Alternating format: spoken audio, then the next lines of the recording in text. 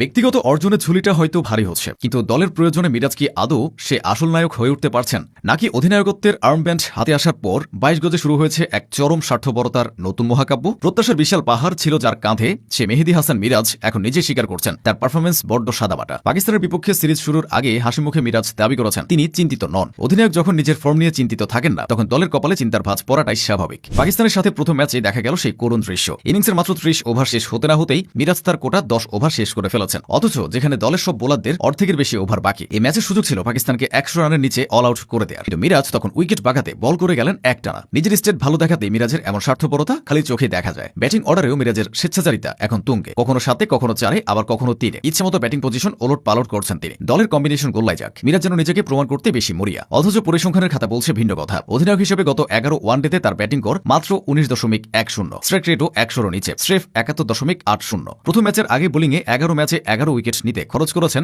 ৪১-এর বেশি গড়। সাধারণ কোনো ক্রিকেটার এমন পারফরমেন্স করলে হয়তো ড্রেসিং রুমের কোনায় বসে থাকতে হতো, কিন্তু মিরাজ তো অধিনায়ক, আর এই অধিনায়কত্বের সুযোগ নিয়েই তিনি নিজের ফর্মহীনতাকে ঢেকে রেখেছেন স্বার্থপর কৌশলে। ২০১৬ অনূর্ধ্ব-১৯ বিশ্বকাপে যিনি ছিলেন প্লেয়ার অব দ্য টুর্নামেন্ট, যার হাত ধরে নতুন দিনের স্বপ্ন দেখেছিল বাংলাদেশ, সে মিরাজ আজ কেন এত দিশাহীন? ব্যাট হাতে যা শাসন করার কথা ছিল বোলারদের উপর, সে মিরাজ এখন প্রতিপক্ষের জন্য এক সহজ শিকারে পরিণত হয়েছেন। মাঠের কোন দিয়ে বল সীমানা পার করবেন সেটা ভাবাচ্ছে মিরাজ এখন বেশি ভাবছেন কিভাবে নিজের পরিসংখ্যানটা কোনো মতে রক্ষা করা যায়। টেস্ট ক্রিকেটে দ্রুততম ১০০ উইকেট বা ২০০০ রানের মাইলফলক সবই আজ ধূসর মনে হয় মিরাজের বর্তমান আচরণের কাছে। অধিনায়ক হিসেবে দলকে উজ্জীবিত করার পরিবর্তে তিনি যেন নিজেকে নিয়েই এক গোলক ধাঁধায় বন্দী। নেতৃত্ব পাওয়ার পর মিরাজের মাঝে যে গাম্ভীর্য থাকার কথা ছিল সেটা আজ উদাসীনতায় রূপ নিয়েছে। নিজের ওভার শেষ করে ফিল্ডিং এর আড়ালে চলে যাওয়া একজন চ্যাম্পিয়ন খেলোয়াড়ের পরিচয় হতে পারে না। অনেকে হয়তো প্রশ্ন তুলছেন, মিরাজ কি তবে কেবল নিজের রেকর্ডের জন্য খেলছেন? দলের জয় পরাজয়ের চেয়ে নিজের স্পেল আর গড় কি তার কাছে বেশি বড়? ৩০ ওভারের মধ্যে ১০ ওভারে শেষ করে ফেলা সেই প্রশ্নকে আরো জোরালো করে তুলল। বাংলাদেশ ক্রিকেটের এই ক্লান্তি লগ্নে মিরাজের মতো অলরাউন্ডারের কাছ থেকে দর্শক চেয়েছিল সামনে থেকে নেতৃত্ব দেওয়া এক গ্ল্যাডিয়েটরকে, কিন্তু তারা পেল এমন একজনকে যিনি পরিস্থিতির চাপে নিজেকে গুটিয়ে নিচ্ছেন। ব্যাটিং বোলিং দুই বিভাগে মিরাজ এখন এক